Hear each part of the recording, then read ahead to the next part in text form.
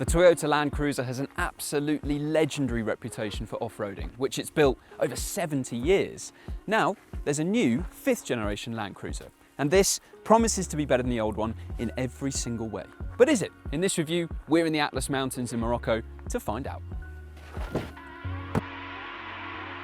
Here we go.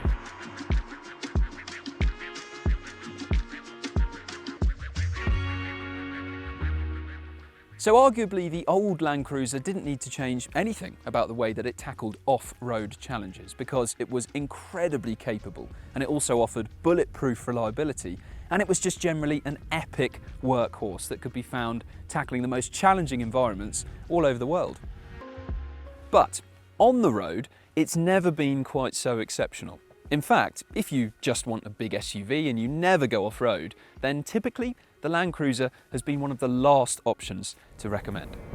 Because for the money, there have always been loads and loads of alternatives that are far better when it comes to ride comfort, handling, and general luxury inside.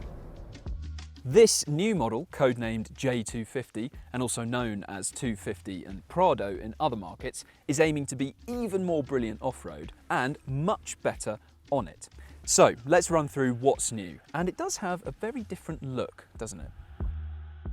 It's had a retro modern rebirth in the design department. So Toyota's managed to include influences from the Land Cruiser's past, like the blocky styling of the door mirrors, the angle of the A-pillars, the lettering on the grille of the car, but it's still managed to make it all look more modern and bring it all up to date.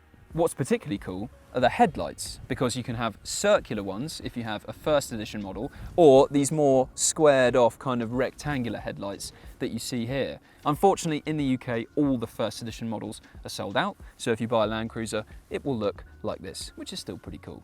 And it's not all style over substance, because, for example, the bumper, while looking very much an integral and interesting, cool part of the design, can now actually be replaced in independent sections. So that means that if you scuff it, you don't have to take the whole thing off, you can just replace the part that needs it.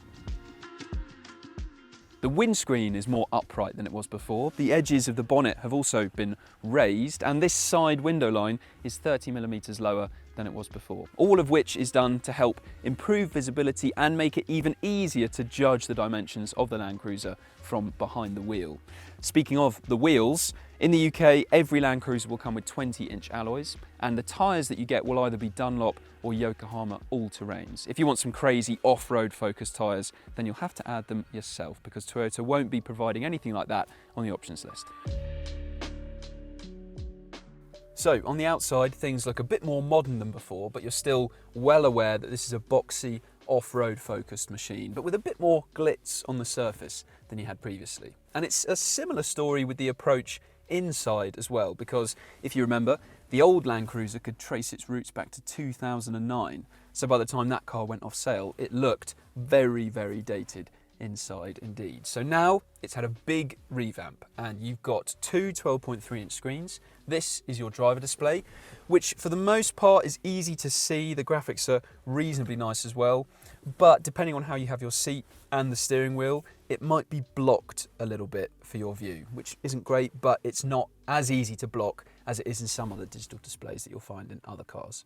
This touchscreen infotainment system is responsive, it's well placed, nice and high up, and you get Apple CarPlay and Android Auto as standard. You also have lots of buttons. Look at all of this here. They're all nice and big, they all feel really good quality as well. It's very obvious when you've pressed them.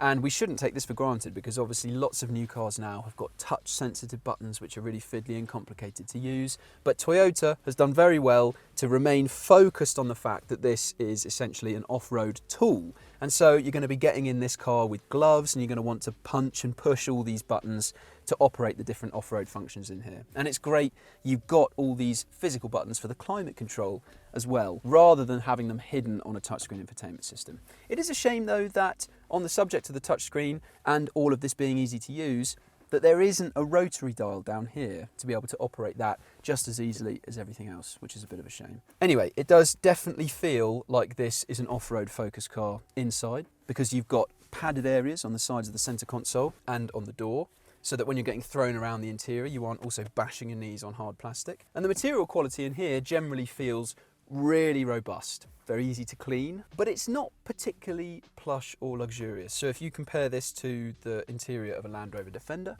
then that looks and feels like a much more expensive car than the interior that you have in this Land Cruiser.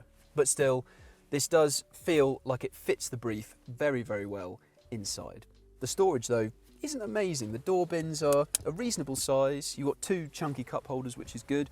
But under this big armrest here, you've got a cool box, which is very handy for keeping drinks cool, but it's not actually that big. Anyway, this fits the brief of this car pretty well up front. Now, the middle row. Getting in is pretty easy because you've got these nice big grab handles to haul yourself in, but it is a shame that the rear doors themselves don't open a little bit wider than they do. Still, easy enough to get in the back here.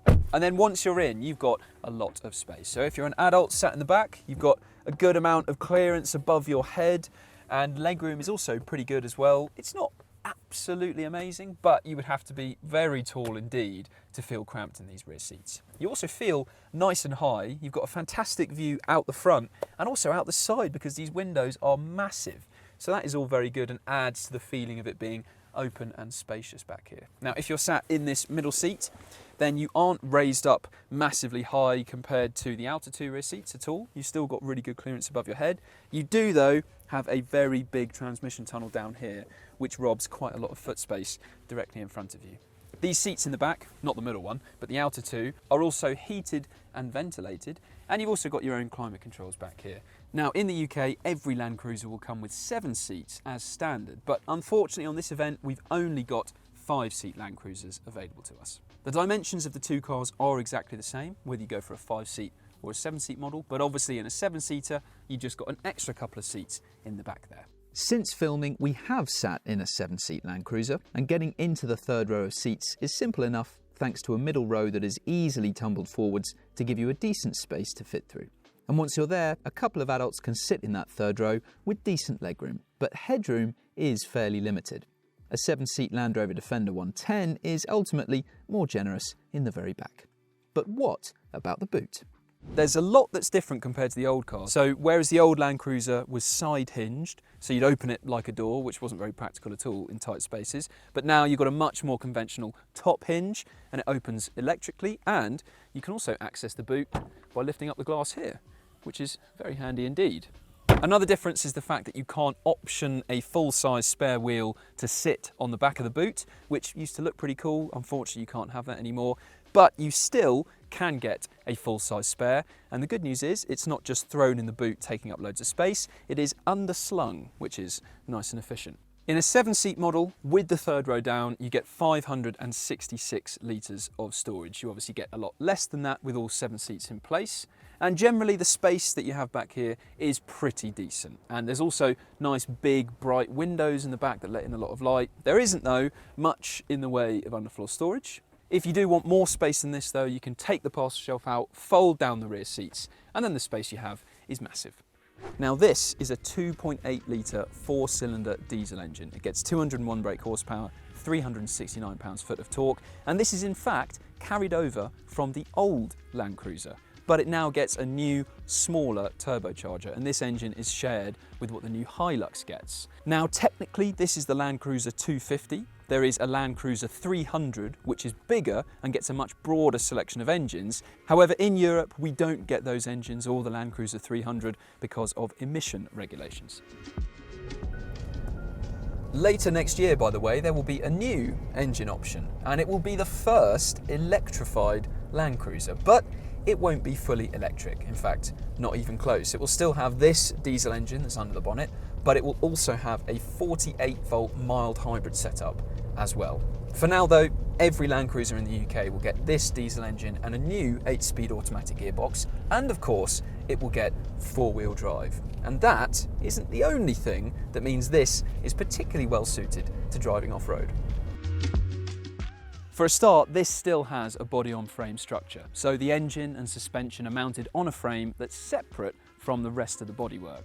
Now, an Ineos Grenadier has a similar setup to this, but typically these days most SUVs on the road have an all-in-one or monocoque design, which is very different from this. And typically those rivals and alternatives are more sophisticated, they're more comfortable on the road. But the reason body on frame is so good for off-roading is because it's much more durable and robust. Now, the old Land Cruiser had this same setup, but what's different for this 5th generation model is the fact that the chassis is 50% more rigid, the overall body on frame assembly is 30% stiffer, and there's now 11.9 meters of structural adhesive in this platform as well. All of which means it's very strong for off-roading.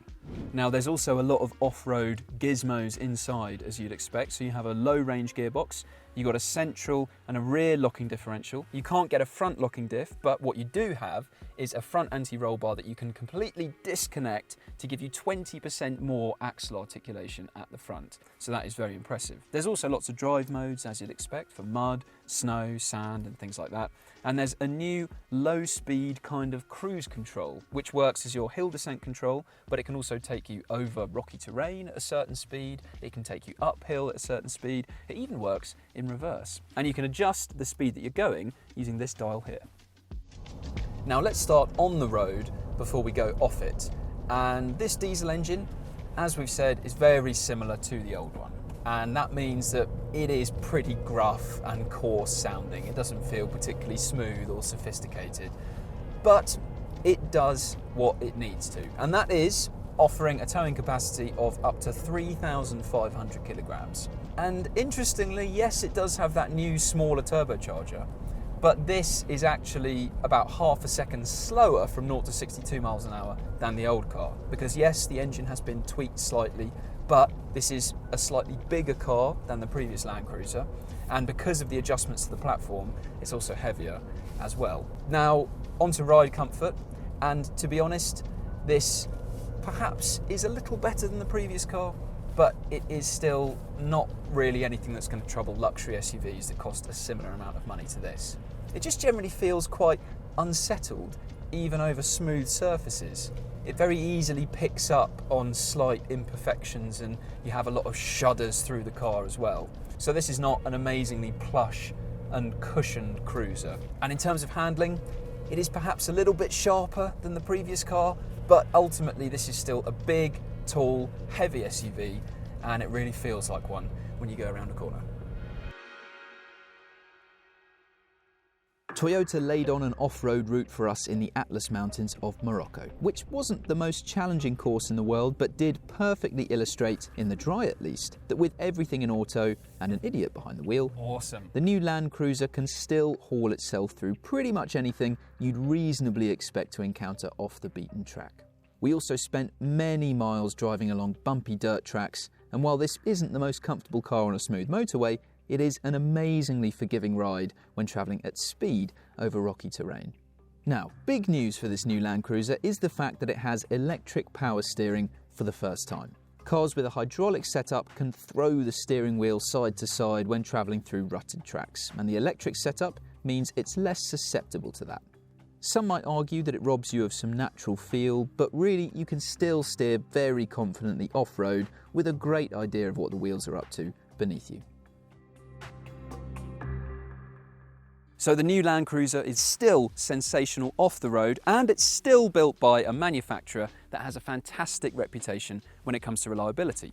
Every Land Cruiser gets 3 years of warranty as standard, but that can be extended up to 10 years or 100,000 miles as long as you get the car serviced at an approved Toyota workshop every year. The Japanese manufacturer also finished a very impressive 5th out of 31 manufacturers in our latest reliability survey. All of which is great, but this is very expensive. In the UK, the only Land Cruiser you can buy is in Invincible trim, and that costs £74,995. There was a first edition limited run model that you could buy, but they've already all sold out. And so the fact is, for around £70,000, you can get a Land Rover Defender with 7 seats, and if you don't ever need to go off-road, then for that budget, there are a lot of other SUV rivals which are more comfortable on the road, which handle better, and which are more luxurious inside as well. So if you need a new SUV, and the only off-roading you're likely to be doing is mounting a pavement to park your car on the school run, then you're watching the wrong car review. But if you work for the UN, then you're going to really enjoy your new company car.